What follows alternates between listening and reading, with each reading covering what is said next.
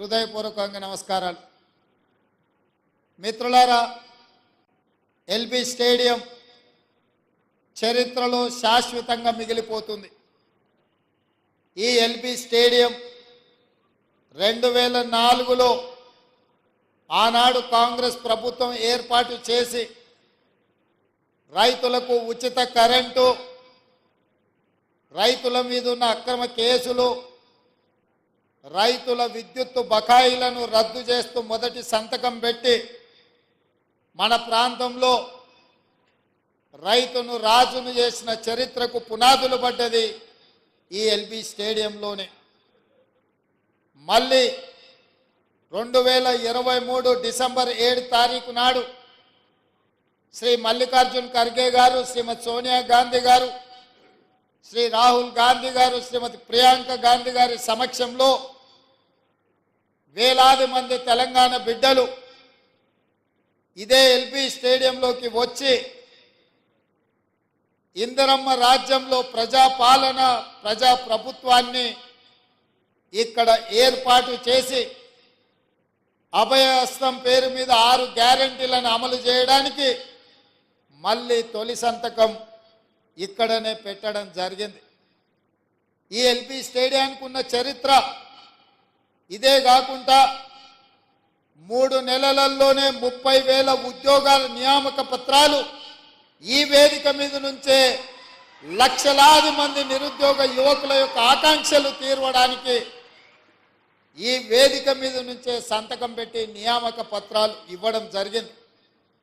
అది పోలీస్ శాఖలు కావచ్చు, పారామెడికల్ సిబ్బంది కావచ్చు, సింగరేణి సిబ్బంది కావచ్చు, ఈరోజు గురుకులాలలో టీచర్ల నియామకాలు కావచ్చు, ఈరోజు సోషల్ వెల్ఫేర్ టీచర్స్తో పాటు జూనియర్ లెక్చరర్స్ కావచ్చు, ఎన్ని ఉద్యోగ నియామకాలు ఈ ఎల్బీ స్టేడియం వేదికగా జరుగుతున్నది అంటే ఖచ్చితంగా రాబోయే చరిత్రలో ఈ ఎల్బీ స్టేడియం శాశ్వతంగా లిఖించడం జరుగుతుందని చెప్పి నేను విశ్వసిస్తున్నా.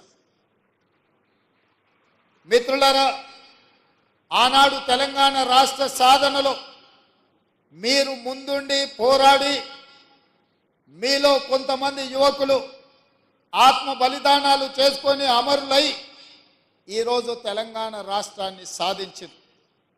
ఆనాడు అమరులైన బిడ్డలు మేము ఆత్మ బలిదానం చేసుకున్నా మా తమ్ముల్లో, మా చెల్లెల్లో భవిష్యత్ తరాలకు ఆదర్శంగా నిలబడి ఈ రాష్ట్రంలో మా ఉద్యోగాలు మాకు వస్తాయి, ఆ ఉద్యోగాల ద్వారా భవిష్యత్ తరాలకు సంబంధించిన దళితులు, గిరిజనులు, ఆదివాసీలు, బలహీన వర్గాలు, మైనారిటీల పిల్లలకు చదువులు చెప్తారు, తద్వారా వాళ్ళు దేశ అభివృద్ధిలో భాగస్వాములు అవుతారు అని చెప్పి వాళ్ళు ఆత్మ బలిదానాలు చేసుకున్నారు. ఆ ఆత్మ బలిదానాల స్ఫూర్తితో ఏర్పడ్డ తెలంగాణ రాష్ట్రం ఆనాటి ప్రభుత్వం ఆ స్ఫూర్తితో పనిచేయాల్సింది వదిలేసి కుటుంబం యొక్క సంక్షేమం కోసం, కుటుంబంలో ఉన్న వ్యక్తుల పదవుల కోసం, వాళ్ళ యొక్క లాభార్జన, వాళ్ళ యొక్క ధనదాహం తీర్చుకోవడానికి గత 10 సంవత్సరాలు వాళ్ళు అదే పనిలో మునిగి తేలిరు. ఫామ్ హౌస్ మత్తులో వాళ్ళు ఉండి లక్షలాది నిరుద్యోగ యువకుల యొక్క ఆకాంక్షలు నెరవేర్చడంలో వాళ్ళు వైఫల్యం చెందిన మీరందరూ దిల్సుఖ్ నగర్ సెంటర్లోనూ, అశోక్ నగర్ చౌరస్తాలోనూ, అమీర్పేట జంక్షన్లోనూ గ్రామాల నుంచి పేద తల్లిదండ్రులు రూపాయి కూడబెట్టి ఉపాధి హామీ కూలికి పోయి సంపాదించి మీకు పంపిస్తే కోచింగ్ సెంటర్ల చుట్టూ తిరుగుతూ దిల్సుఖ్ నగర్లోనూ రకరకాల ప్రాంతాలలో మీరు కష్టపడి చదువుకున్నారు. నోటిఫికేషన్ ఎప్పుడు ఇస్తారో తెలీదు, పరీక్షలు నిర్వహిస్తే ప్రశ్నాపత్రాలు ఏ జిరాక్స్ సెంటర్లో తేలుతాయో తెలీదు, ప్రశ్నాపత్రాలను ఎవరు దిద్దుతారో దిద్దే వాళ్ళ మీద నమ్మకం లేదు, ఫలితాలు ప్రకటించే వాళ్ళ మీద విశ్వాసం లేదు. ఈ రకంగా అపనమ్మకంతో అసలు ఎప్పుడు ఏం జరుగుతుందో తెలియని పరిస్థితుల్లో మీరందరూ కష్టపడి కొట్లాడి ఇక మా ఉద్యోగాల గురించి అడగడం కాదు, అధికారంలో ఉన్న కేసీఆర్, కేటీఆర్ ఉద్యోగాలు ఊడగొడితేనే మీ ఉద్యోగాలు వస్తాయన్న ఆలోచనతోటి ఉద్యోగాలు అడగడం మానేసి తండ్రి కొడుకు, మామ అల్లుడు, కూతురు తండ్రి ఉద్యోగాలు ఊడగొట్టింది. కాబట్టి 3 నెలల్లో 30,000 ఉద్యోగ నియామక పత్రాలు మేము మా మంత్రివర్గ సహచరులము ఇవ్వగలిగినము అని అంటే ఇందులో మీ కృషి ఉన్నది, మీ యొక్క కష్టం ఉన్నదని చెప్పి నేను నమ్ముతున్నాను. అందుకే మిత్రులారా, విద్య మీద పెట్టే ఖర్చు కాదు, విద్య మీద పెట్టే ఖర్చు పెట్టుబడి భవిష్యత్ తరాలను నిర్మించడానికి ఉపయోగపడే ఇంధనం. అందుకే ఇవాళ మీరు ఈరోజు చేపట్టబోయే బాధ్యత ఇది ఒక ప్రజాస్వామ్య స్ఫూర్తిని నిలబెట్టేదే కాకుండా సామాజిక బాధ్యత నెరవేర్చే ఉద్యోగం. మీ ఉద్యోగాల ద్వారా ఈ రాష్ట్రానికి ఐఏఎస్లను, ఐపీఎస్లను, ఐఆర్ఎస్లను లేకపోతే జాతీయ స్థాయి అధికారులను తయారు చేయడమే కాకుండా డాక్టర్లను, లాయర్లను, ఇంజనీర్లను తయారు చేసే ఉత్పత్తి కేంద్రంగా ఈరోజు మీరు బాధ్యత చేపట్టబోతున్నారు.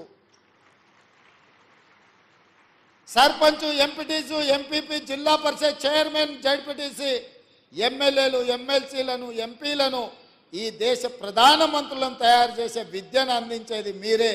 నేను కూడా ప్రభుత్వ పాఠశాలలనే చదువుకొని వచ్చిన, ఎక్కడ కార్పొరేట్ స్కూళ్ళల్లో చదువుకున్నాను కాదు.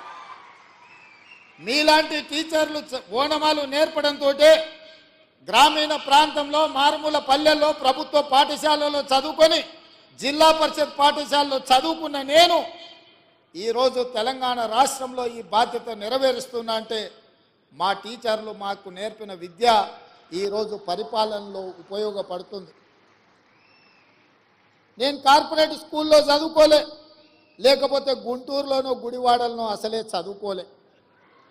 కొంతమంది అప్పుడప్పుడు గుంటూరు, గుడివాడలు చదువుకొచ్చిన వాళ్ళు ముఖ్యమంత్రి గారికి ఇంగ్లీష్ రాదని అవహేళన చేస్తుంటారు.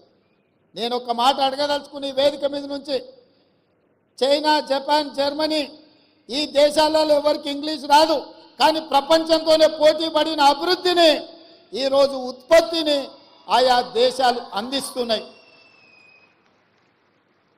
ఇంగ్లీష్ అనేది ఒక భాష ప్రపంచంలో ఉద్యోగ ఉపాధి అవకాశాలు దొరకడానికి ఉపయోగపడుతుంది. ఆనాడు ఆ రోజు ఆ పాఠశాలలో ఉన్న వసతులను బట్టి మాకు గురువులు నేర్పించిన చదువు మేము నేర్చుకున్నాము. ఈరోజు మీకు నా సూచన, ప్రతి విద్యార్థికి ప్రపంచంలో ఉద్యోగ ఉపాధి అవకాశాలు వచ్చే ఇంగ్లీష్ భాషను కూడా మీరు నేర్పండి. ఎవరో రేపు భవిష్యత్తులో ఈ పిల్లలకు, మీ దగ్గర చదువుకున్న పిల్లలకు ఇంగ్లీష్ రాదని అవహేళన చేసే పరిస్థితులు రావద్దు. వాళ్లకు ఖచ్చితంగా మంచి భాషను, మంచి భావాన్ని, దేశభక్తిని పెంపొందించే విధంగా వాళ్ళకి విద్యాబుద్ధులు నేర్పండి. రాష్ట్రం పట్ల, దేశం పట్ల, ఈ సమాజం పట్ల సామాజిక స్పృహ ఉండే విద్యార్థులను తయారు చేయండి. ఈ దేశానికి వాళ్ళే రేపటి నాయకులు అవుతారు, రేపటి పాలకులు అవుతారు. రేపటి నాయకులను, రేపటి పాలకులను తయారు చేసే బాధ్యత మీ మీద ఉన్నది. ఇది గురుతరమైన బాధ్యత, గురువు బాధ్యత అని చెప్పి నేను సంపూర్ణంగా విశ్వసిస్తున్నా. ఈరోజు రాష్ట్రంలో గురుకుల పాఠశాలలు ఇచ్చినా అంటున్నాడు. ఎస్సీ, ఎస్టీ, మైనారిటీ, ఓబీసీ గురుకుల పాఠశాలలు ఇచ్చినా అని అంటున్నారు గత పాలకులు. నేను అడుగుతున్న, ఎవరికైనా ఎక్కడైనా మౌలిక వసతులు ఉన్నాయా? అక్కడో ఇక్కడో పిట్టగూళ్ళలోనో పోల్ట్రీ ఫాముల్లోనో ఈ పిల్లలు చదువుకునే పరిస్థితులు కల్పించారు. అందుకే ఒక మోడల్ రెసిడెన్షియల్ విధానాన్ని తీసుకురావాలని మొట్టమొదటి ప్రయోగంగా కొడంగల్ శాసనసభ నియోజకవర్గంలో దాదాపుగా 25 ఎకరాలలో 150 కోట్లతోని SC, ST, minority and OBC residential schools అన్నిటినీ ఒకే క్యాంపస్లో ఒక యూనివర్సిటీ మోడల్లో నిర్మిస్తున్నాం. ఎకరాలలో మైదానాన్ని తయారు చేసి క్రీడా ప్రాంగణాన్ని అందించడం ద్వారా మానసికంగా, శారీరకంగా ఆ విద్యార్థులు రాటుదేలాలి, ఈ సమాజానికి ఉపయోగపడాలి అన్న ఆలోచన మేము చేస్తున్నాం. అందుకే ఈ రాష్ట్రంలో 119 శాసనసభ నియోజకవర్గాలలో ఎక్కడ అవకాశం ఉన్నా ఈ నమూనాతో ఒక క్యాంపస్ను క్రియేట్ చేయాలి, పేద విద్యార్థులకు విద్యను అందించాలన్న ఆలోచన మా రాష్ట్ర ప్రభుత్వం చేస్తున్నది. ఇదే కాదు, ఆనాడు ప్రతి కిలోమీటర్కు సింగిల్ టీచర్ పాఠశాల, ప్రతి 3 కిలోమీటర్లకు ప్రాథమిక పాఠశాల, ప్రతి 5 కిలోమీటర్లకు ప్రాథమికోన్నత పాఠశాల, ప్రతి 10 కిలోమీటర్లకు ఒక హై స్కూల్, ప్రతి మండలంలో జూనియర్ కాలేజు, ప్రతి నియోజకవర్గంలో డిగ్రీ కాలేజు, ప్రతి రెవెన్యూ డివిజన్లో ఇంజనీరింగ్ కాలేజ్, ప్రతి జిల్లాలో మెడికల్ కాలేజ్ అండ్ యూనివర్సిటీలను ఇవ్వాలన్న విద్యా విధానంతో ఆనాడు కాంగ్రెస్ పార్టీ 2004 నుంచి 2014 వరకు పేదలకు విద్యను అందించే ప్రయత్నం చేసింది. ఈ గత 10 సంవత్సరాలలో గత ప్రభుత్వం ఒక్క డిఎస్సి నోటిఫికేషన్ ఇస్తే 2004 నుంచి 2014 వరకు 4 డిఎస్సి నోటిఫికేషన్లు ఇచ్చి 1,00,000 మంది టీచర్ల నియామకాలు చేపట్టి పేద విద్యార్థులకు విద్యను అందుబాటులోకి తీసుకొచ్చింది. మరి గత ప్రభుత్వం దాదాపుగా సింగిల్ టీచర్ పాఠశాలలు రేషనలైజేషన్ పేరు మీద ఈరోజు 6,000 పైచిలకు పాఠశాలలను మూతవేసి పేదలకు, దళితులకు, గిరిజనులకు, వెనుకబడిన ప్రాంతాల యొక్క పేదల పిల్లలకు విద్య అందకుండా విద్యకు దూరం చేసి బర్రెలను కాసుకున్న వాళ్ళు బర్రెల్నే కాసుకోవాలి, గొర్రెల్ని పెంచుకున్నవాడు గొర్రెల్నే కాసుకోవాలి, చేపలు పట్టుకునేటోడు చేపలే పట్టుకోవాలి, చెప్పులు కుట్టుకునేటోడు చెప్పులే కుట్టుకోవాలనే పథకాలు తీసుకొచ్చే ప్రయత్నం చేసింది. నేను అడుగుతున్నా, ఇక్కడున్న ఉపాధ్యాయులను, భవిష్యత్ తరాలను తీర్చిదిద్దబోయే మిమ్మల్ని నేను అడుగుతున్నా, మన తాతలు ముత్తాతలు చెప్పులు కుట్టో, చేపలు పట్టో, గొర్రెలు పెంచుకోనో, బర్రెలను కాసుకోనో బతుకుతే మన మనమన్లు కూడా అదే వృత్తి చేపట్టాలనా? లేకపోతే వాళ్ళు చదువుకొని డాక్టర్లు, లాయర్లు, ఇంజనీర్లు, ఐఏఎస్లు, ఐపీఎస్లు కావాలన్నా? మీరు ఆలోచన చేయండి. ఈ ప్రభుత్వంలో వాళ్ళు భాగస్వాములు కావద్దా? ఇంకా వాళ్ళ జీవితాలు గొర్రెల బర్రెల చుట్టూతోనే తిరగాలనా అని నేను అడుగుతున్నా. గత ముఖ్యమంత్రి గారు పెంచుకున్న, వాళ్ళ మనవడు పెంచుకున్న పెంపుడు కుక్క చచ్చిపోతే డాక్టర్ మీద క్రిమినల్ కేసులు పెట్టి బంజారాహిల్స్ పోలీస్ స్టేషన్లో లోపలేపించారు. వాళ్ళ పెంపుడు కుక్కకు జ్వరం వస్తే డాక్టర్ చూడలేదని ఆ వెటర్నరీ డాక్టర్ల మీద కేసులు పెట్టారు. మరి వాళ్ళ ఉద్యోగాలు రాక వందలాది మంది విద్యార్థులు ఆత్మహత్యలు చేసుకుంటుంటే వాళ్ళను ఊరేయాలనా లేదా? మీరు ఒక్కసారి ఆలోచన చేయండి. మీరు పెంచుకున్న బొచ్చు కుక్కకున్న విలువ పేదోడి బిడ్డల ప్రాణాలకు లేదా అని చెప్పి మేము సభాముఖంగా నేను మీ ద్వారా ప్రశ్నించదలుచుకున్నా. ఆలోచన విధానం, పాటిస్తున్న విధానం ఫ్యూడల్ విధానం. ఫ్యూడల్ విధానంలో మార్పు రావాలి. పేదవాడికి విద్య చేరాలి. విద్య ఒక్కటే మన జీవితాలలో వెలుగు నింపుతుంది. చదువుకోవడం ద్వారా ఈ ప్రపంచానికే మనము ఏదైనా కావచ్చు, ఎక్కడికైనా చేరవచ్చు. దానికి మీరే బాధ్యత వహించాలి. మీరు ఖచ్చితంగా దిశగా ప్రయాణించాలి. మీరు ఈరోజు తీసుకునే నియామక పత్రం మీ జీతభత్యాల కోసం చేస్తున్నామని మీరు అనుకోకండి.